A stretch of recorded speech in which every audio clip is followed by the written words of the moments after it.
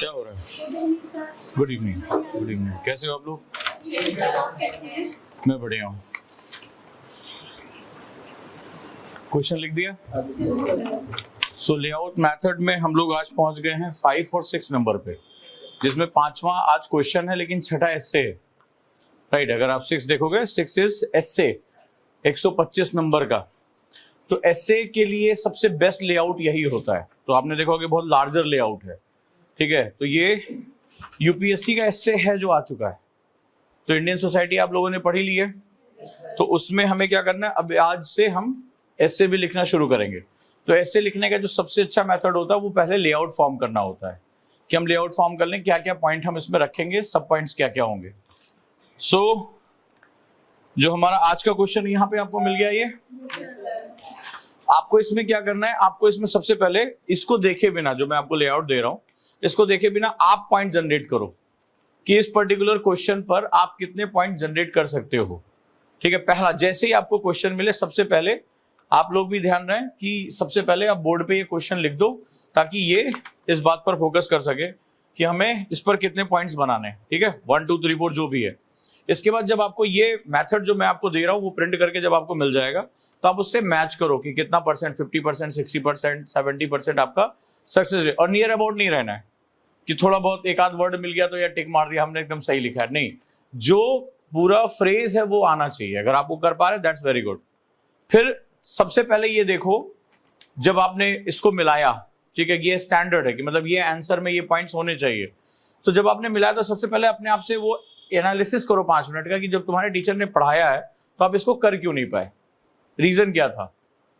ठीक है, वो पॉइंट एनालिसिस करो। या कहीं ऐसा तो नहीं कि आप तुरंत कॉपी खोलो और देखो कि कोई ऐसा पॉइंट जो टीचर ने ना पढ़ाया हो, तो उसको तुरंत वहीं पर एक पेंसिल या किसी हाइलाइटर से मार्क कर लो कि मुझे अपने टीचर से ये पूछना है, ये छूटना नहीं चाहिए। तो ये काम आपके लिए बहुत इंपॉर्टेंट है। तो इसके बाद फिर आप इसको उठाओ और एक सुपर नोट्स बनाने के लिए मैंने बोला है, तो ट्राई टू फाइंड आउट, एक अलग कॉपी होनी चाहिए वो तुम्हारी। आपको 1-2 दिन में एक पिरामिड बना के दे रहा हूं मैं, ठीक है। एक पिरामिड की आपकी लर्निंग पिरामिड्स क्या होंगी, इस समय आपको 4 या 5 चीजें करनी ही होगी। अगर वो आप कर ले जाते हो, आप फियरलेस होकर आराम से इस टाइम को, इस प्रोसेस को एंजॉय करो और आप आराम से जो है वो इंटरव्यू तक अपनी जर्नी को पूरा करो। तो आपको एक पिरामिड में बना रहा हूं according to the their weightage, कि आपको अभी क्या काम करना है, जो आपका फीडबैक आ रहा है, जो आपकी डायरी से चीजें मिल रही हैं, जो आपकी रिक्वायरमेंट्स हैं, जो हेल्थ कंसर्न्स हैं, मेंटल कंसर्न्स हैं, वो सारी चीजों को हम देखते हुए हम एक पिरामिड में बनाने की कोशिश कर रहा हूं परसेंटेज वाइज, जिसमें बेस सबसे अटमोस्ट रिक्वायरमेंट की है। फिर वो आप क्या क्या स्टेप करो। अब हम बिल्कुल प्रिसाइज हो रहे हैं। अब जिनको छोड़कर भागना था वो उन्होंने अपना बहुत बड़ा नुकसान कर लिया है। तो इसीलिए मेरे साथ काम करने की पहली शर्त होती है पेशेंस होना चाहिए तुम्हारे अंदर। 3P फार्मूला तुम भूल गए, मुझे याद रहा, पेशेंस, परसिस्टेंस एंड प्रैक्टिस। तो तुम ये जिसने लोग भूले, अब उन्हें बताऊंगा कि अब मैं सिर्फ 4 डायमेंशन क्रिएट कर रहा हूं, इसी 4 डायमेंशन में तुम्हारा सिलेक्शन हो जाएगा। लेकिन ये मैंने 90 दिनों तक क्यों नहीं दिया, ये भी तुम्हें थोड़ी देर में पता चलना शुरू हो जाएगा धीरे धीरे करके, कि मैं ऐसे लोगों को वेट एंड वॉच कर रहा था जो मैगी की तरह यूपीएससी को डील करते हैं। वो भी बेचारी 2 मिनट में पकती नहीं है इज्जत से, वो भी टाइम लेती है। हम मैगी की तरह यूपीएससी को डील कर रहे थे। तो वो लोग धीरे धीरे वो क्या हो रहा है, विदा होते जा रहे हैं।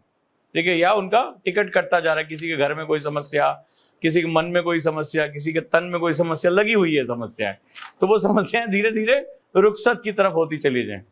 अब जो बच रहे हैं वो सिर्फ 4 से 5 स्टेप फॉलो करेंगे, दैट्स मोर देन इनफ। हम अब समराइज कर लेंगे अपनी चीजों को। तो पहले बताया था कि यूपीएससी शुरुआत में फैलता है, फिर अचानक से क्या होता है, सिकुड़ता है। तो हम नेक्टर पे, लेकिन अब इसको आपको रिचुअल फॉर्म, देखो मैं एक भी दिन चूक नहीं रहा हूं, सिंगल डे नहीं, 2-2 ढाई घंटा लगता है मुझे इस चीज को फ्रेम करने में।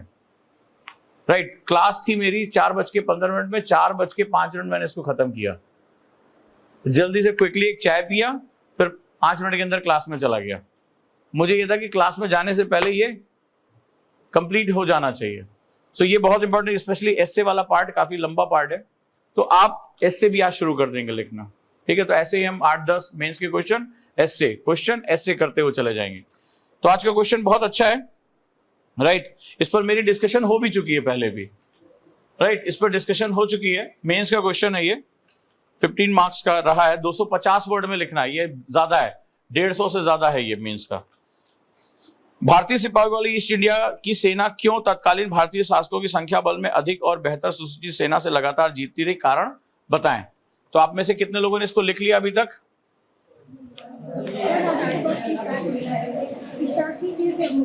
चलो पॉइंट्स लिखो इसके, उसके बाद इसके साथ मैच करो कि कितने % आपका हो गया। फिर उसके बाद एक सुपर नोट्स बनाओ, यानी इसमें आपको एक कॉपी कितने लोगों की अभी तक तैयार हो चुकी। जैसे अभी तक मैं 4 पार्ट दे चुका हूं इसके, कितने लोगों की कॉपी तैयार होती जा रही है? नहीं, रफ का टाइम नहीं है। रफ का टाइम है तो 25, 26, 27, 28 दो, देयर इज नो टाइम। ये सब काम पहले हो चुका है। पहले मैंने तुम्हें स्ट्रेटेजिकली चीजें सिखाई। पहले मैंने एक्टिव नोट्स बनाना सिखाया, तो तुमने उस समय कुछ लोगों ने हल्के में ले लिया कि ऐसे कुछ बोल रहे हैं। फिर मैंने तुम्हें कानों से देखने की टेक्निक सिखाई। अब वो सारी चीजें काम आएंगी। जो उनके साथ था उनका कंपाउंड इफेक्ट का टाइम आ गया है। अब जितना उन्होंने सीखा था अचानक से वो आगे चले जाएंगे। जो लोगों ने मस्ती की थी वो अब स्ट्रगल करते। तो देयर इज नो जो है वो रफ काम का टाइम नहीं है तुम्हारे पास। इसको रफ काम का क्या मतलब? जब टीचर ने क्लास में करा दिया, आपने इतने समय पढ़ लिया, अब कौन सा रफ काम है? अब सिर्फ fair, fair and super fair. तो पहला काम जो तुम्हें अगर करना भी है तो पहला क्वेश्चन खुद से लिखो, देखो कितने पॉइंट्स हो रहे हैं। जो नहीं हो रहा है ये फिल इन द ब्लैंक्स है। फिर से समझा दे रहा हूं, कुछ लोगों ने तो बहाना बना लिया है, सर वो समझ में नहीं आ रहा। अरे समझ में तुम्हें ये नहीं आ रहा है कि इसको करना कैसे है, समझ में तुम्हें ये नहीं आ रहा तुम्हें आगे जाना कैसे, ठीक है। तो ये ऐसी कोई बड़ी चीज नहीं है, आपको बस इसके पॉइंट्स लिखने जाने हैं कि ऊपर पहला पॉइंट क्या है, क्यों अंग्रेजों की सेना हमसे जो है संख्या में कम होने के बावजूद हमसे सुपीरियर क्यों रही। ये बहुत बड़ा आर्ग्यूमेंट है, 2022 का क्वेश्चन है ये। तो आपको क्या करना है, ये पॉइंट्स आपको देने हैं। तो आखिर वो रीजंस क्या क्या थे कि वो छोटे होने के बावजूद भी, विदेश से आने के बावजूद भी हमसे इतनी बड़ी आबादी वाले देश के ऊपर निकल गए। तो इस आर्गुमेंट को देते समय ज्यादातर बच्चे क्या करते हैं, मैं अक्सर एक कोड बोलता हूं, तीतर के दो आगे तीतर और तीतर के दो पीछे तीतर, बताओ कितने तीतर, ठीक है। तो एक्चुअली में जब हम आंसर लिखते हैं तो हम ऐसे ही लिखते हैं, हम किसी एक वर्ड को पकड़ लेते हैं और उसको घिसते रहते हैं, उसी के बारे में एक्सप्लेनेशन, उसी के बारे में, ऐसा नहीं होता है। इसीलिए फिर से कह रहा हूं, स्ट्रक्चर राइटिंग बंद करके कोशिश करो कि कितने ज्यादा थॉट्स जनरेट कर सकते हो। यूपीएससी में कहीं नहीं दिया है कि प्रसंग, व्याख्या, उपसंहार में लिखोगे तभी मार्क्स मिलेंगे। मेरे कई स्टूडेंट हैं जो आज सर्विस में हैं, उन्होंने लास्ट में तो बीच में गोला ड्रॉ किया था ऐसे, और ऐसे ही हाथ से मार के चले आए थे। क्योंकि अगर आप छोड़ दोगे क्वेश्चन तो 0 मार्क्स मिलेंगे, अगर आप उसमें पॉइंटर भी दे के आओगे तो 2 मार्क्स, 3 मार्क्स, 4 मार्क्स मिलेंगे तुम्हें। तो यहां ये होता है कि आपने कितने डायमेंशन टच किए, और आप बहुत अच्छे से लिख भी रहे हो, लेकिन आप उसमें सिर्फ एक ही बात को घुमा घुमा के लिख रहे हो। और कभी अपना आंसर पढ़ाना किसी से, आपस में एक्सचेंज करके देख लो, तुम इसका पढ़ो, तुम इसका पढ़ो, और एक काम करो, एक छोटा सा तुम लोग को होमवर्क दे रहा हूं, खुद ही से यहां बैठे बैठे कॉपी एक्सचेंज कर लो एक दूसरे से, आंसर अपना एक्सचेंज कर लो, और बोलो कि एक काम करो, just find out how many dimension I wrote, मैंने कितने डायमेंशन लिखे अपने, उसमें नंबरिंग कर दो। डायमेंशन मतलब किसी भी चीज को कितने पक्ष से देखा तुमने, कितने एंगल से देखा, इस बात को व्याख्या करने के लिए तुमने कितने एंगल का सहारा लिया। तो तुम अपने किसी ऐसे व्यक्ति को दे दो जिससे तुम्हारी ज्यादा बातचीत ना हो, दोस्ती वाली यारी वाला सिस्टम ना हो, ठीक है, उसको दे दो और उससे बोलो कि तुम इसमें क्रिटिकली इवैल्यूएट करो, तो वो तुम्हें काउंट करके दे देगा। ऐसे तुम्हारी कॉपी कोई और, उसकी कॉपी कोई और, तो इससे क्या होगा, आप क्रिटिकली इवैल्यूएट कर लोगे, तो वो तुम्हें बता देगा भाई पूरे आंसर में तुमने 2 पॉइंट लिखा है, तुम खुद ही तुम निकाल लोगे। खुद का नहीं देखा जाता, लेकिन दूसरे के तो हमें कमियां निकालना तो गॉड गिफ्ट मिला हुआ है आपको, तो उसको सही तरीके से इस्तेमाल करो। अभी तक हमारी निकाल रहे थे, थोड़ी अपनी भी निकाल लो, ठीक है। तो कम से कम इस तरीके का यूज करो, बहुत अच्छा तरीका है, 5-10 मिनट टाइम निकाला करो, तो तुम्हें पता चल जाएगा कि एक आंसर लिखते समय तुमने वाकई में डायमेंशन यूज किए भी, या तुम केवल एक ही चीज को घिसे जा रहे हो। तो ये जो मेथड है वो आपके माइंड को ओपन करने का तरीका है कि आप इसमें ज्यादा से ज्यादा, और कुछ नहीं करना है, सिर्फ फिल इन द ब्लैंक्स, यानी जो हेडिंग में दे रहा हूं उसके अंदर आप कंटेक्स्ट को लाने की कोशिश करो। चाहे टीचर से पूछो, उसके नोट्स आप पहली बार तो तुम कॉपी खोल के लिखो, मुझे कोई दिक्कत नहीं है इसमें, कॉपी खोल के लिखो तो एटलीस्ट। जो फर्स्ट मैंने दिया इसको 4 बार करना है, इसको 4 बार करना है। तो फर्स्ट वाले में तो तुम कॉपी भी उठाओ, मान लो टीचर ने पढ़ाया है, तुम्हें नहीं याद आया, तुम एक नोट्स में एक जगह लाने की कोशिश करो। मान लो उनके नोट्स में भी नहीं है तो उनसे क्वेश्चन पूछे, इंटरनेट पे सर्च करो, या रेफरेंस बुक यहां रखी हुई है, रेफरेंस बुक्स उठाओ और देखो कि मेरा ये पॉइंट क्यों नहीं पूरा हो रहा है। लेकिन जितने पॉइंट्स मैंने दे दिए वो पूरे होने चाहिए, उसी स्ट्रक्चर में जाना चाहिए। बहुत रिसर्च के साथ है, 8 से 10 किताबें पढ़ोगे, जब उनको जानोगे तब जाकर ये रिसर्च तुम्हें मिलेगी। एक आंसर कैसे लिखना है, उसमें क्या क्या पॉइंट्स होने चाहिए। तो ये मेथड अगर तुम लोगों ने इसको रिचुअल की तरह, जो लोग जिन्होंने हाथ नहीं उठाया वो बहुत परेशान होने जा रहे हैं। मत मानो, क्योंकि जिन्होंने नहीं माना वो आज भुगत रहे, जिन्होंने माना आज वो सेफली जो है वो आराम से सेल आउट कर जाएंगे इसको, उनको कोई टेंशन नहीं होने वाली। 4 ही चीज मुझे चाहिए, उसमें से ये सबसे इंपॉर्टेंट है। तो मुझे लग रहा है कि मैं तुम्हारे लिए 2-2.5 घंटे इन्वेस्ट करता हूं और तुम अपने लिए आधे घंटे इन्वेस्ट नहीं कर पा रहे हो। कितना बड़ा गैप हो रहा है हमारे तुम्हारे बीच, ये बहुत अच्छी तरह जानते हैं। मैं सुबह आया, सुबह से ही लगा पड़ा हूं इसमें कि आज बच्चों को ये 2 पॉइंट देने हैं। फिर एस्से का पॉइंट आ गया, मैंने कहा चलो इसको थोड़ा बड़ा करते हैं, और 4:05 पे एग्जैक्टली मैंने खत्म किया है कि जाते जाते भी कम से कम देके जाऊं। तो it takes lot of time, ये मेरे ऊपर बहुत टॉल करता है, बट कम से कम तुम्हें तो कुछ फायदा हो। अभी तक किसी एकेडमी ने इस मेथड को यूज नहीं किया है, करो। इससे क्या होगा, तुम्हारा इस पर्टिकुलर टॉपिक पे कंप्लीट सुपर नोट्स तैयार होगा। जब सब कुछ क्वेश्चंस के अंदर आ जाएगा, प्रीलिम्स अपने आप तुम्हारा कई गुना बढ़ जाएगा। प्रीलिम्स के क्वेश्चन यहीं से तो आते हैं, और होता क्या है, इसी को मैं ऑब्जेक्टिव में कन्वर्ट कर देता हूं। कहो तो मैं तुम्हारे सामने कल इसी का ऑब्जेक्टिव टेस्ट ले लूं। तो आप जो अभी अलग अलग देख रहे थे यूपीएससी को, उसको अब एक अलाइन करना शुरू करो। तो ये क्वेश्चन क्या है, ये हॉलिस्टिक है, हॉलिस्टिक क्वेश्चन है। यूपीएससी कैसे क्वेश्चन पूछता है, स्ट्रेट फॉरवर्ड क्वेश्चन नहीं पूछता है, वो रीजन, एजर्शन, वो इंटरलिंकिंग क्वेश्चन पूछता है। तो जब हमारे पास इसका जवाब होगा, इसका मतलब मैं एक साथ कई डायमेंशन कवर करूंगा। इसी के डायमेंशन में तुम्हारी कम से कम 3 से 4 नई नई चीजें कवर हो जाएंगी अगर इसको एक्सप्लेन करोगे। तो आखिर जब मेरा जब प्रीलिम्स का क्वेश्चन होगा तो वो भी तो इसी से ही आएगा ना। तो कितने लोग हैं जो अभी ईमानदारी से नहीं कर रहे हैं, जिन्होंने अभी तक मेरे दिए गए क्वेश्चन पे उन्होंने कोई एफर्ट नहीं किया। क्योंकि इसके बाद मैं कॉपी मंगाऊंगा, अब ये डायरी वायरी सब डिजिटल होने जा रही है, राइट। मिस्टर राम से बोल के जो हमारा टाइम ट्रैकर है, वो ऐप बड़ी रिवोल्यूशनरी ऐप है, उसको पहले हो गया इन लोगों का, नहीं हुआ है।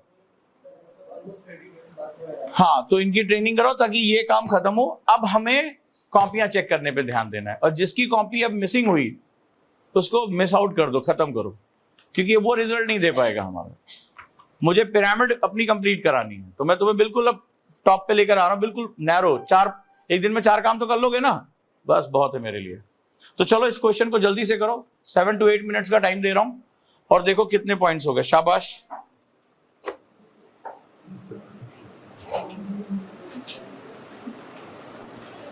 Very good. 12 पॉइंट लिखे इस बच्ची ने, बहुत बढ़िया, 12 पॉइंट, वंडरफुल।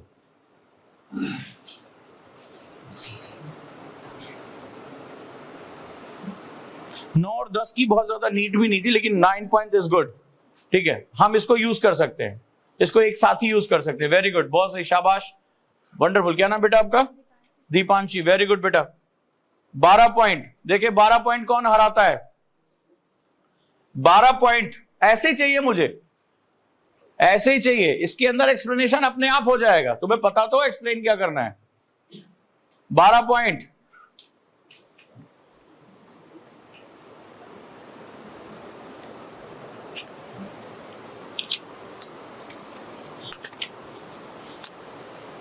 कितने लोगों को ये दिक्कत आ रही, शुरू कैसे करें, ईमानदारी से बताओ।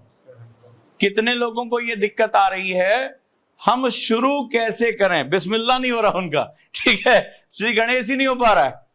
हाँ जी, हाँ, तो कहां तक ये मुंह में दही जमा के क्यों बैठे हुए हो?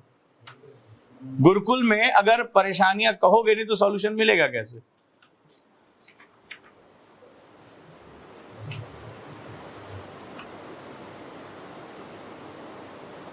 पॉइंट मुझे लिख के दे दो बेटी, कितने हो गए? पहुंच गए, 9 तक पहुंच गई है, 9 तक 9 पॉइंट्स एक आंसर में दिया है, शाबाश। हाँ, जैसे मन करे वैसे लिखो, मुझे पॉइंट चाहिए।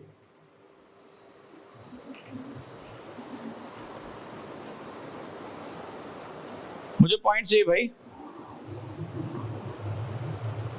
2, शाबाश 3 और backup 5, 6। Very good, keep it up. Teacher ने पढ़ाया भाई, बस यही गुरुकुल और बाकी एकेडमी में अंतर है। तुम यहां तक पहुंच गए हो, जाके अपने समकक्षों से पूछना, उन्होंने तो भी बोहनी नहीं की, प्रीलिम्स की नहीं हुई, मेंस की बहुत दूर की बात है, बोहनी नहीं हुई उनकी अभी तक। तुम्हें यह तो पता चल गया कि तुम्हें दिक्कत कहां आ रही है। मार्कर देना। एक छोटी सी चीज सिखाता हूं, देखो जैसे जो लोग पॉइंट लिख रहे हैं, जैसे बच्ची ने बहुत अच्छे पॉइंट लिखे, 12 पॉइंट, उसने 9 पॉइंट लिखे, बाकी लोग भी अच्छे पॉइंट लिखेंगे। उसमें और इसमें क्या अंतर? जो लेआउट मेथड है, लेआउट मेथड बेसिकली चाइल्ड और सिबलिंग बेस पे चलता है। मतलब जो आंसर राइटिंग में एक सिद्धांत होता है, पहला सिद्धांत अगर चाहो तो लिख भी लो, बहुत इंपॉर्टेंट है। आंसर राइटिंग में एग्जामिनर सबसे पहले ये पूछता है कि जो दिया गया प्रश्न है, जो क्वेश्चन है, इस पर तुम्हारे कितने डायमेंशन क्रिएट हो पा रहे हैं। क्योंकि यूपीएससी का जो सिलेबस है वो पूरा का पूरा इंटरडिसिप्लिनरी है, अंतर विषयक है, कोई एब्सोल्यूट सब्जेक्ट वहां नहीं आता यूपीएससी में। वो ये मानते हैं कि जब भी कोई घटना हो रही होती है, 3 तो न्यूनतम डायमेंशन होते ही होते हैं, जिसमें सामाजिक, आर्थिक और राजनीतिक 3 डायमेंशन है। कोई भी घटना न्यूनतम ये 3 बेस लेती ही लेती है। तुम एक सामाजिक प्राणी हो, तुम एक समाज में रहते हो, हम समाज में रहते हैं ना, लेकिन इस समाज को चलाने के नियम पॉलिटी बनाता, नहीं तो क्या होगा, क्या हो जाएगा, हर कोई एक दूसरे को मारना शुरू कर देगा। और हमें अपना जीवन चलाने के लिए इकोनॉमिक्स की आवश्यकता पड़ती ही पड़ती। Everything is economics. क्यों पढ़ाई कर रहे हो? कोई कहे समाज सेवा, तो जाओ एनजीओ ज्वाइन करो, उसके बदले तुम्हें सैलरी नहीं देंगे। सैलरी चाहिए ना, गाड़ी भी चाहिए, गनर भी चाहिए, तो इकोनॉमिक्स है। तो यानी न्यूनतम 3 चीजें तो होंगी होंगी। इसके बाद अगर हम ओवरऑल डायमेंशन देखें, we are part of environment, तो चौथा हमारा डायमेंशन होगा, जहां पर राजनीति होगी वहां पर कॉन्फ्लिक्ट भी होंगे। इजराइल और हमास को देखो, तो वहां पर राजनीतिक सोच होगी। राजनीतिक सोच में जो कॉन्फ्लिक्ट है उसके पीछे ऐतिहासिक परिप्रेक्ष्य होगा, है ना। देखो दोनों के अपने अपने इतिहास हैं, यरूशलेम पे दोनों का अलग अलग दावा है, सही कह रहा हूं? तो इसका मतलब हिस्ट्री आ गई। अगर इतिहास होगा तो उसके पीछे भूगोल होगा, जैसे गोलान हाइट, इजराइल फिलिस्तीन में तुम ये नाम हमेशा सुनते होगे, यरूशलेम का नाम हमेशा सुनते होगे, तो उसके पीछे ज्योग्राफी है, गाजा पट्टी है, मेडिटेरेनियन है। तो मैंने शुरू किया समाज से, अर्थव्यवस्था से, राजनीति से, राजनीति में आया इतिहास, इतिहास में आया भूगोल। तो सब्जेक्ट एक कहां है? किसी भी एक घटना को समझने के लिए, अब तो मैं कह रहा था 3, अब हो गया 6। जब समाज होगा तो संस्कृति अपने आप उसमें रहेगी।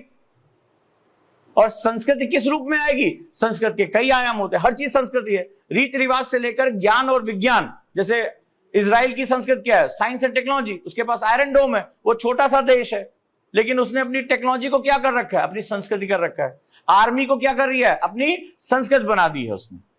वहां पे हर व्यक्ति, चाहे लड़का हो चाहे लड़की, उसको आर्मी में जाना ही पड़ता है। तो फिर सब्जेक्ट एक पर्टिकुलर पॉइंट पे आ रहा है। तो ये क्या है? यही यूपीएससी है, यही समझाने की कोशिश कर रहा हूं। यानी किसी भी चीज के एग्जिस्टेंस होने के पीछे कई घटनाएं जिम्मेदार होती हैं। क्लियर हुआ या नहीं हुआ? किसी भी एक घटना के होने के पीछे कई कारण जिम्मेदार होते हैं। तो ऑब्वियस सी बात है, वो तुमसे प्रश्न में कारण ही तो पूछ रहा है। प्रश्न क्या है? प्रश्न या तो कारण है या प्रभाव की चर्चा, इससे ज्यादा कुछ नहीं है। तो निश्चित रूप से जब किसी चीज के होने में कई आयाम शामिल होते हैं, तो जवाब देने में तुम केवल एक आयाम दोगे? नहीं दे ही नहीं सकते। उसकी एग्जिस्टेंस के खिलाफ है ये उसकी एग्जिस्टेंस के खिलाफ है। तो मणिपुर की घटना उठा के देख लो, क्या यह घटना केवल 2 जनजातियों का संघर्ष है? नहीं, एक को आरक्षण मिला, एक को नहीं मिला। आरक्षण क्या हुआ? संसाधनों में भागीदारी। संसाधन किसका हिस्सा हुए? भूगोल का और इकोनॉमी का। और नाम किसको हमने दिया? संस्कृति का नाम दिया। और इससे क्या प्रभाव हो रहा है? वहां की राजनीति बिगड़ रही है। और क्या हो रहा है? महिलाओं के ऊपर अत्याचार हो रहे हैं। महिलाओं के ऊपर अत्याचार यानी कि सामाजिक में विभेद। अब मैं किस सब्जेक्ट के बारे में बात कर रहा हूं? मैंने किस सब्जेक्ट के बारे में बात किया? मैंने सोसाइटी के बारे में बात किया, जेंडर इंबैलेंस के बारे में बात किया, इंटरनल सिक्योरिटी के बारे में बात किया, मैंने ज्योग्राफी के बारे में, रिसोर्स, इकोनॉमी, किसके बारे में बात कर रहा हूं मैं? यही यूपीएससी है। यानी किसी भी चीज का एग्जिस्टेंस, ये वर्ड मेरे बड़ा ध्यान समझना, किसी भी एक चीज के एग्जिस्टेंस के पीछे कई फैक्टर इन्वॉल्व होते हैं। तो आंसर लिखते समय अगर तुमने वो फैक्टर्स नहीं बताए तो तुम इनजस्टिस कर रहे हो, वहां पर गलत बातें कर रहे हो, और यही तुमसे बहुत बड़ी गलती हो जाती है। ठीक है, अब पहली चीज हो गई कि किसी बात को कहने का कितने आयाम है, क्योंकि उस बात के होने में कई आयाम मौजूद होते हैं, कई डायमेंशंस अवेलेबल होते हैं, पहला। दूसरा, जब ये डायमेंशन हमें टच करने हैं तो उसमें प्रवाह यानी फ्लो, दूसरा पॉइंट लिखो, प्रवाह का होना बहुत जरूरी है, फ्लो। और फ्लो का नेचुरल सिद्धांत क्या है? बहुत बड़ा तुम्हें दर्शन दे रहा हूं। फ्लो का नेचुरल सिद्धांत क्या है? कि पानी नीचे से ऊपर आएगा, ऊपर से नीचे जाएगा, नेचुरल सिद्धांत। यानी घटनाओं के घटने में जो नेचुरल क्रम है वो तुम्हारे आंसर में होना चाहिए।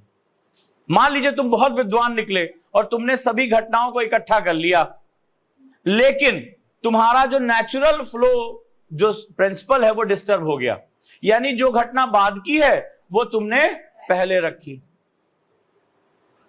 समझे? यूपीएससी के जो 7 मिनट होते हैं ये कयामत के क्षण होते हैं।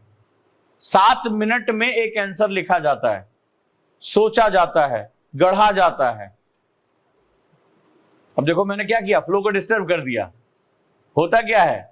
सोचा जाता है, गढ़ा जाता है और लिखा जाता है। बातें 3 ही हैं, यही समझाने की कोशिश कर रहा हूं। मैंने पहले क्या बोला? लिखा जाता है। अरे लिखा तब जाएगा जब सोचा जाएगा, सोचा जाएगा उसके बाद गढ़ा, गढ़ा मतलब फ्रेम किया जाना, फ्रेम करने के बाद हमें वो राइट करना है। तो बातें 3 ही थी, लेकिन तीनों का क्रम बदलते ही बात का मतलब बदल गया। यानी flow state is very important in UPSC. जिसने ये 2 चीजें बिल्कुल सही तरीके से सीख ली उसके लिए यूपीएससी बहुत आसान है, बहुत आसान है। और आंसर राइटिंग में हमें लगता है कि हमें कोई बहुत बड़ी बड़ी बात करनी है। क्या 150 वर्ड में की बड़ी बड़ी बात? 150 वर्ड जानते हो कितनी लाइनें होती हैं? अगर तुम 10 वर्ड एक लाइन में लिख रहे हो, 15 लाइनें होती। 15 लाइन में तुम्हें बात शुरू करके एक्सप्लेन करके खत्म भी करनी है। इसके बाद तीसरी चीज होती है कि हम बात किसके रेफरेंस में करेंगे, थर्ड वन। और रेफरेंस हमें मिलता है क्वेश्चन से। तो आप लोगों ने सुना होगा कीवर्ड्स, ये बच्चों को बताया जाता है। छोटे छोटे बच्चे आते हैं, बिगिनर टूडलर टाइप के, आईएएस की तैयारी करने के नाम पे, ठीक है, हमें आयत की तैयारी करनी है, ठीक है, तो वो लोग जब आते हैं तो उनको बताया जाता है कीवर्ड पे आंसर लिखा जाता है। लेकिन जो थोड़े से एडवांस हो जाते हैं उनको बताया जाता है there are 2 things, one is a nail word and second one is tail word. UPSC में 2 चीजें होती हैं, एक नेल का मतलब खूंटा गाड़ देना और टेल मतलब पूंछ पकड़ के घुमाना। तो नेल और टेल का कॉम्बिनेशन होता है ये, नेल एंड टेल।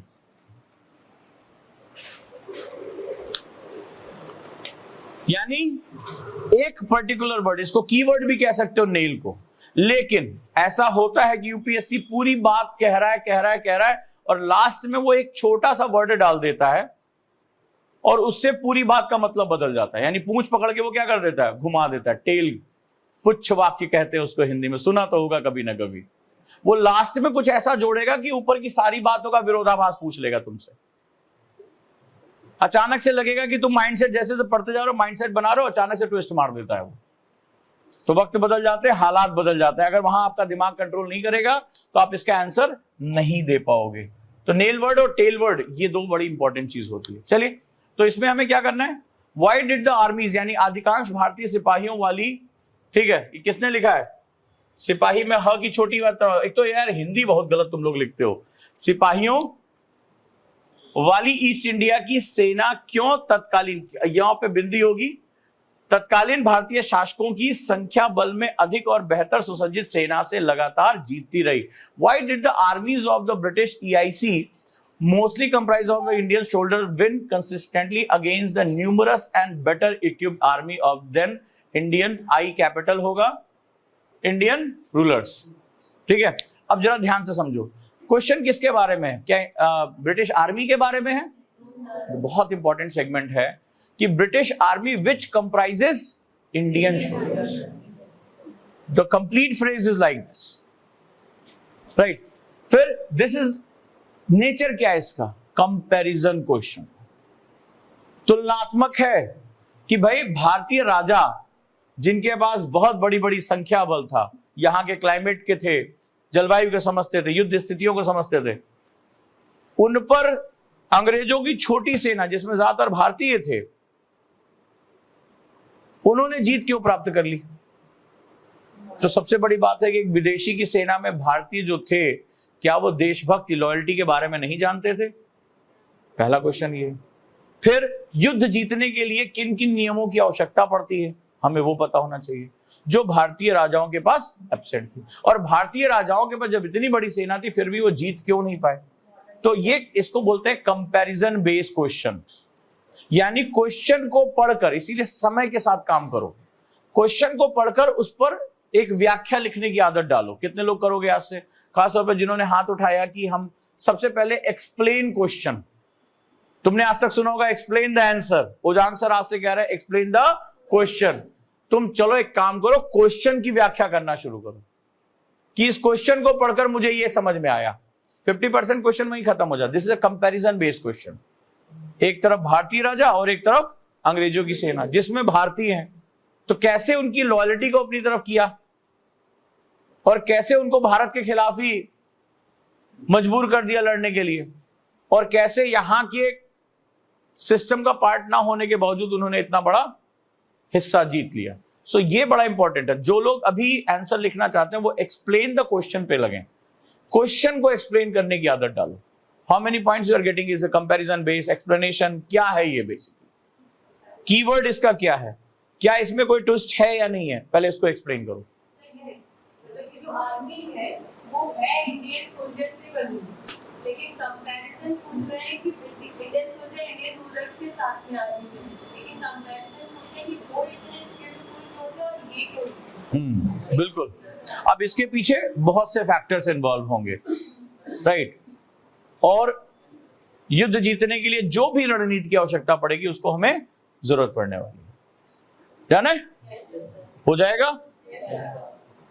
तो चलो शुरू करें, फिर इसको करिए। कितने कितने पॉइंट्स निकले, 9 13 कितने, 12, शाबाश, 16, क्या बात है। और चलो बताओ कितने पॉइंट्स, क्या करोगे, रिफिल बचा के अगले साल ले जाओगे घर। हाँ जी, मैम ने कुछ ऐसा किया था क्या, किसी के कान में पढ़ाया हो, तुम्हारे कान में पढ़ाया था। नहीं ऐसा मत करो। घर ट्यूशन देने तो नहीं आती मैम। हाँ, तुम्हारे घर ट्यूशन देने तो नहीं आती मैम, क्लास में पढ़ाती हैं सीरियसली। तो फिर सबने सुना होगा। किससे सुना था, कान से या दिमाग से। कान का भी इस्तेमाल नहीं किया, सुन लेते तो हो सकता कुछ याद हो जाता। हाँ जी मैडम, शाबाश, 12 point, very good good good good. हाँ जी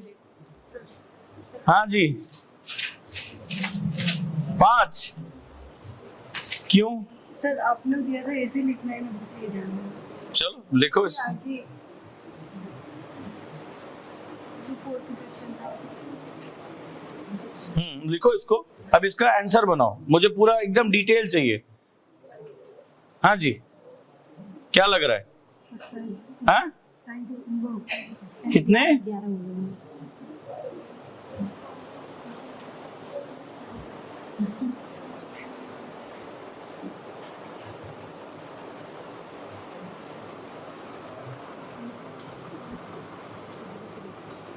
हाँ, कितने हुए ये बताओ। कोशिश करो दिमाग ना सिर्फ पढ़ाई पे रखो और किसी चीज पे नहीं। हो गया जो होना था, अब सिर्फ और सिर्फ पढ़ाई पे दिमाग रखो। हाँ जी,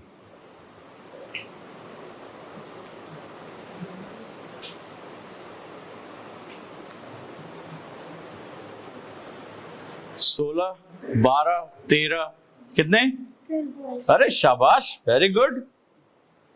और अल्पसंख्यकों 14। शाबाश, लड़के तो अल्पसंख्यक होकर रखे हैं, सुनाई नहीं पड़ता आवाज है। हमारी क्लास में अलग ही जेंडर न्यूट्रलिटी का सिद्धांत चल रहा है। हाँ, वुमेन एम्पावरमेंट यहाँ बड़े जोर धड़ाके से है भाई। तुम लोग दबे दबे कुचले कुचले महसूस हो रहा है तुम लोग। हाँ, कितने पॉइंट्स?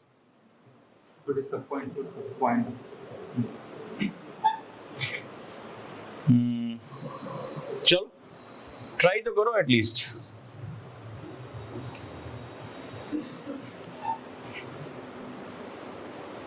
ठीक है, कितने लोग लाइब्रेरी के टाइम में ये जो मैं डेली इतनी मेहनत करके दे रहा हूं उसको अपना डेली काम कर रहे हैं? जैसे मैं देख रहा हूं कुछ लोग प्री पे बहुत फोकस है, ठीक है, तो प्री को बैलेंस करिए, मेंस पे भी ध्यान दीजिए। या मेंस देना नहीं है?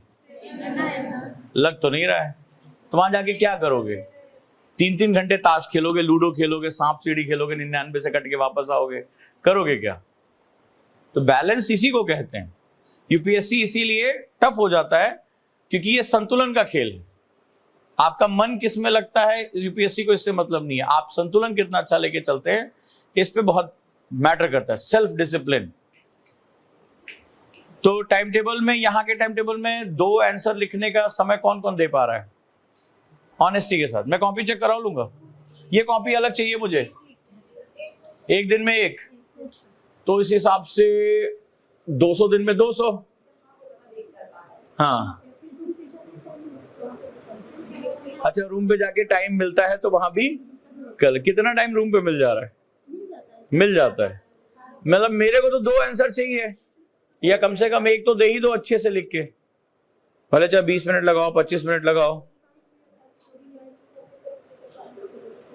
तुम केवल इसी को कर लो, तुम्हारे बहुत से प्री के क्वेश्चन अपने आप हो जाएंगे। तुम्हें शायद पता ही नहीं कि मेंस के जो क्वेश्चन कर लेता है प्री का, उसका बहुत ज्यादा कॉन्सेप्ट क्लियर हो जाता है। ये तुम्हें बाद में अभी सिखाऊंगा, एक तुम्हें जादू दिखाऊंगा बाद में कि प्रीलिम्स के कुछ क्वेश्चंस का बेस कहां से आता है। इसलिए फोकस करो लिखने पे। अभी तक हमने सिखाया क्लास को कैसे मैनेज करना, अब लिखो, अब लिखना शुरू करो। इससे सबसे बड़ी बात, तुम्हारी क्लास की रिवीजन बहुत अच्छी हो जाएगी। क्लास पूरी तरह से कंप्लीट हो जाएगी, पूरी तरह से, मतलब कुछ नहीं बचेगा उसमें। ठीक है, आप देखो, चेक करो कितने लोगों ने इसको लिखा। ठीक है, चलिए इन लोगों को दे दीजिए, लिख लिया इन्होंने। अब आप मैच करिए, एक बार देखिए किसके कितने % मार्क्स आए। ठीक है, करेंगे आप, मेहनत करेंगे तभी आपको मिलेगा। पिताजी मेरे हमेशा एक कहावत कहते थे कि शेर भले चाहे जंगल का राजा हो, लेकिन उसको भी शिकार करना ही पड़ता है। ठीक है, कि सोए हुए सिंह के मुंह में हिरन नहीं समा जाता। तो अगर आप ये सोच रहे हैं कि आप आंखें बंद करके IAS चिल्लाएंगे और आप IAS बन जाएंगे, अच्छा आंसर लिखेंगे, तो ये पॉसिबल नहीं है। प्रयास करिए मैडम, प्रयास। हाँ, ठीक है, और लिखने को प्रयास कहा जाता है। अच्छा बुरा ये सब बात की बात है। तो आज एस्से का काम दिया है। एस्से थोड़ा सा लंबा है, 6.5-7 पेज लिखने पड़ेंगे, तो थोड़ा ढंग से लिखना है।